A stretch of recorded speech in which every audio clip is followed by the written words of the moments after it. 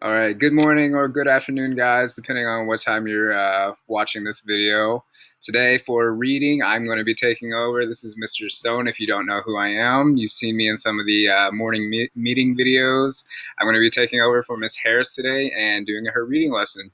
So today is Tuesday, April 28th, and we will be learning how to,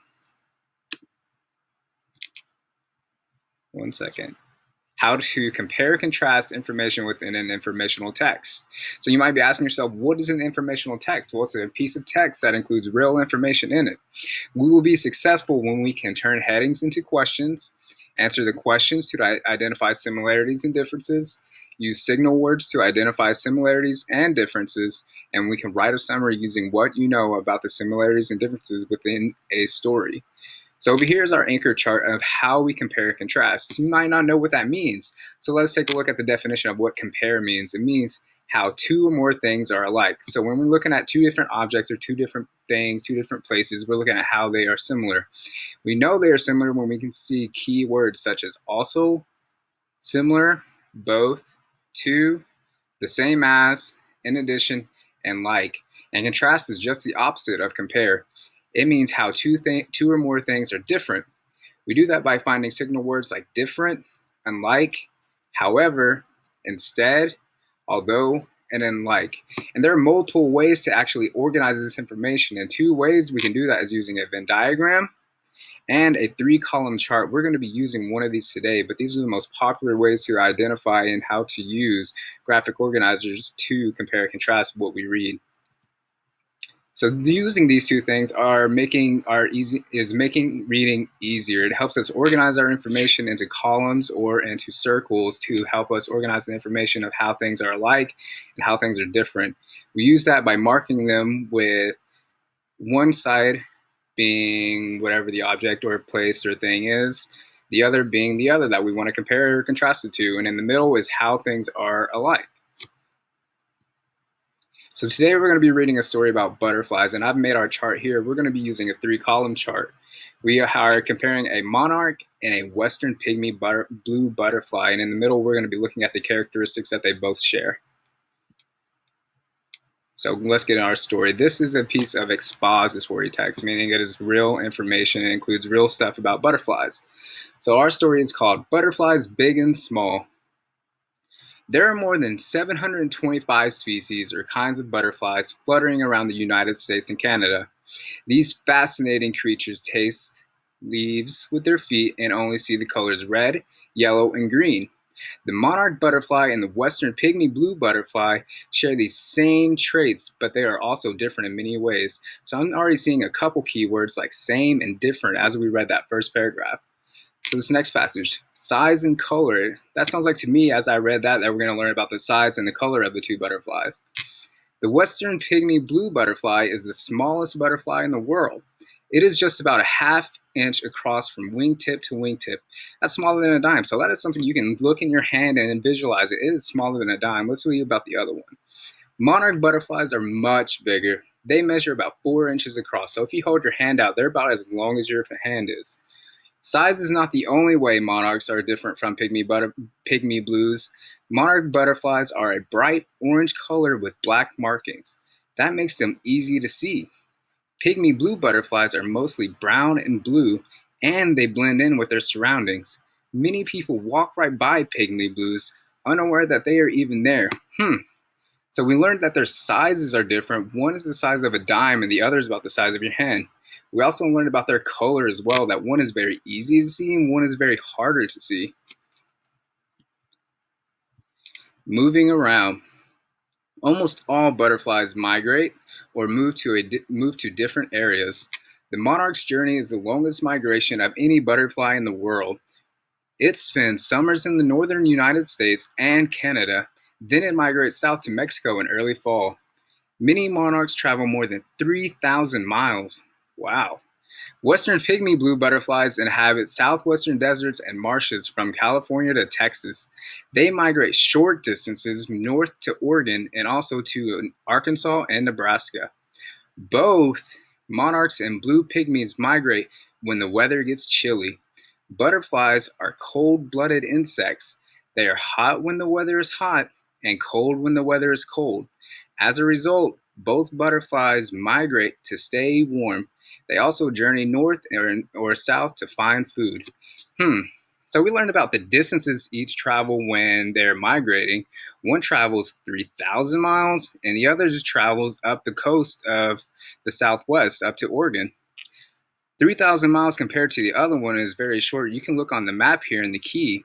Our orange arrow shows the monarch's butterfly migration route, and our blue arrow shows the western pygmy blue's butterfly migration route. You can see the differences between the two, that one travels much further. We also learned that they're both cold-blooded insects and they migrate when it gets chilly. I knew that because I found the keyword both right here. Finding food, our next heading. The western pygmy blue drinks the nectar of many kinds of flowers. It finds the sweet, thick liquid easily, so its population has steadily grown. However, monarch butterflies are not so lucky. Just like the pygmy blue, monarch butterflies sip nectar from flowers, but the monarch butterfly has one main food requirement: the milkweed. Monarch butterflies must find this plant along their migration route, but what happens if there are no milkweed leaves? When people build houses and roads, there are fewer places for monarchs to find milkweed. If the monarch cannot find food, its population will decrease.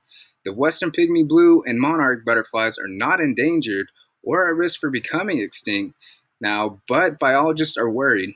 Many other butterflies are endangered because people destroy their habitats. Wow, so we learned about they eat certain kinds of food. The western pygmy blue only eats from the nectar of many kinds of flowers, but the monarch only has one specific food that they eat, and that's called the milkweed. So now we know that they eat different food from different flowers.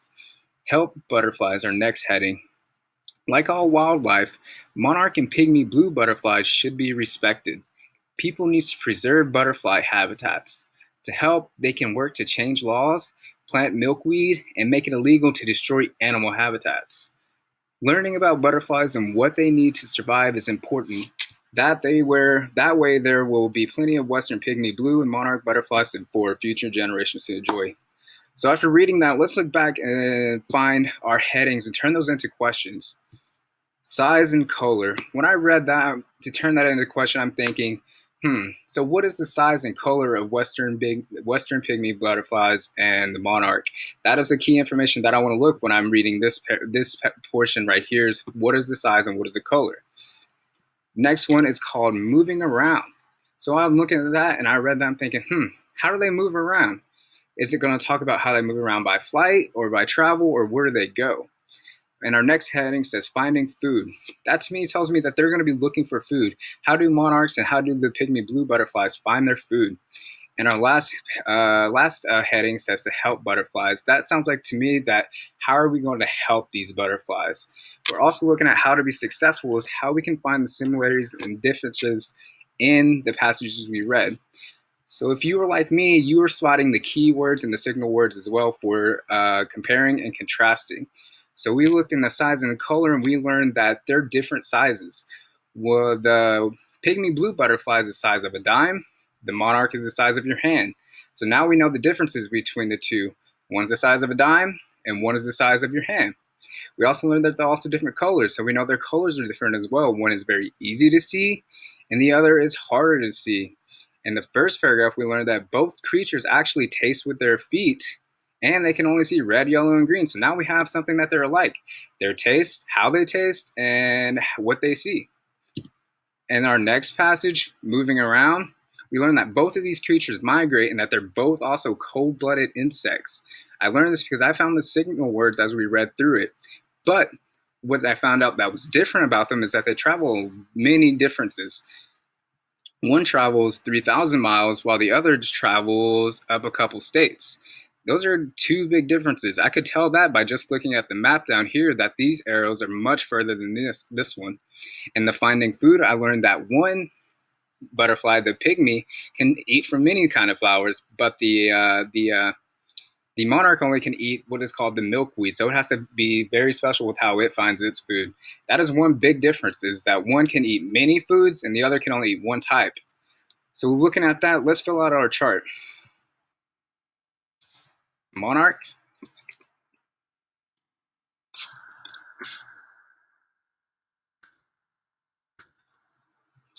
The monarch, is the size of my fist. It also was easier to see. It migrates 3,000 miles. What else was there? Let's look back and read. See, when you don't know something, you can always look back and read and find the information to fill out your chart here. Migrates 3,000 miles. Oh, it only eats the milkweed. That was one very big piece of text that we need to include. Only eats milkweed. Is there anything else that we need to put? We have how they move, how they get their food, and their size and their color. Now we know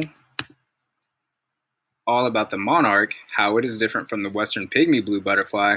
Let's fill in the passage about it. We know it's the size of a dime, migrates a few states. It is harder to see.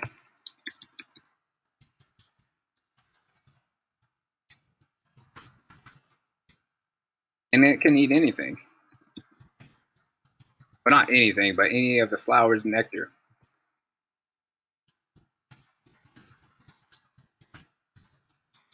Now I know how each of these are different, how the pygmy blue butterfly and the monarch is different. Let's look at how they're alike and fill out the middle column.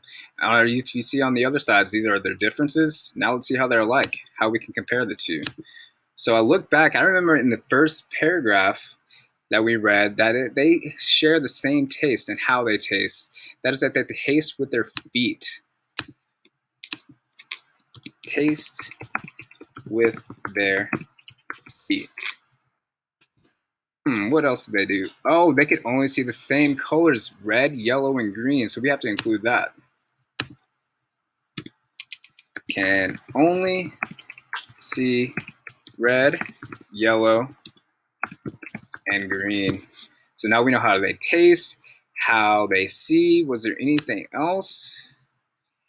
I know back in the size and color, we learned how they're different and their sizes, that one is bigger and one is smaller, and also how they're easier to see and harder to see, but there's not much else there that showed us how they were the same, was there?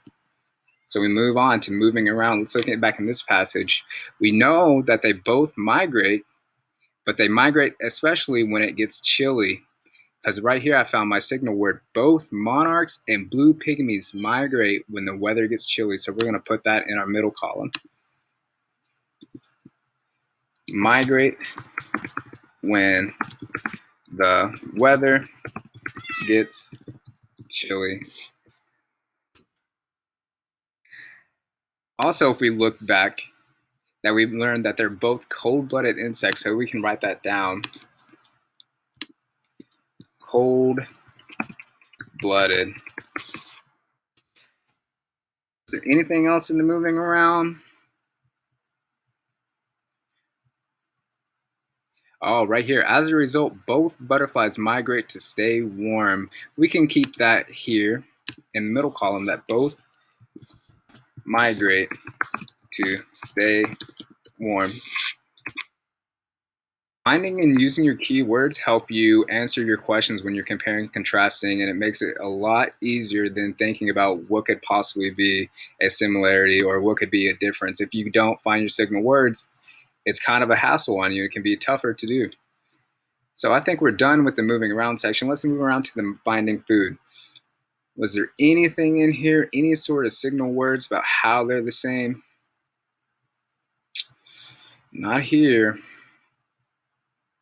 I know however is a signal word for difference because it's comparing the difference between the two, that however monarch eats this and the western pygmy blue eats this. So let's see if there's any other differences or similarities.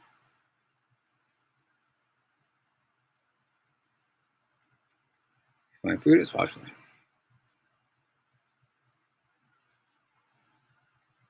We know that they're not endangered because it does say right here the western and the monarch are not endangered, so we could include that. That's another way that they're alike.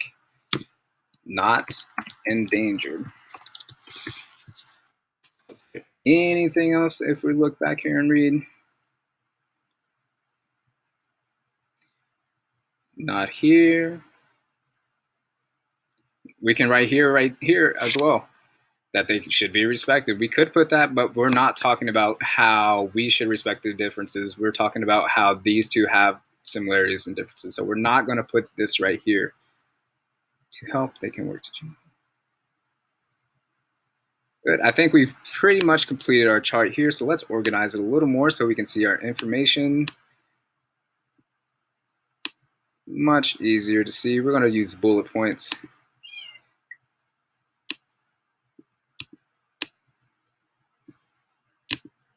If we can do them. There we go. Oh. There we go. Now that we have our information organized, we can see how many similarities and differences that we truly have. So we have 1, 2, 3, 4 differences for both the butterflies, and we also have 1, 2, 3, 4, 5, 6 similarities between the two butterflies. So as we look at these, we have all of our information in front of us. We know the differences and we know the similarities between the two. Now we need to organize that information and writing a summary about the two. So I have a task for you guys today. It's to write a summary of how the monarch butterfly and the western pygmy butterfly are alike and different. If you look back in this video and you create this chart, you have all of your information in front of you. As you read and take down notes and you have all your information in front of you just like I do, then you can use that information to complete this summary. I even wrote some sentence stems for you so you can include the information as you look back at your chart. In the story Butterflies Big and Small, one similarity between the monarch and the pygmy blue butterfly was, and then you tell me the similarity. You look in your middle column of how they're both alike. A difference between the two butterflies is, and you can include the size, the way we see them, how they migrate, or how they eat. You can include any of that. Another similarity was, you look back at your middle column, fill in the blank. And then another difference was, and you look at your differences between the two and you can choose another one. And then you have to end the summary. And this shows how the butterflies were alike and different. So that is my challenge for you guys today, is to create the summary using the sentence stems that I've already created for you. But you need to be looking in your information, such as I have included for you here, to fill in the blanks for me to see that you completed this activity and you know how to write a summary using the similarities and differences between the two butterflies. All right, good luck. I hope you guys enjoyed this.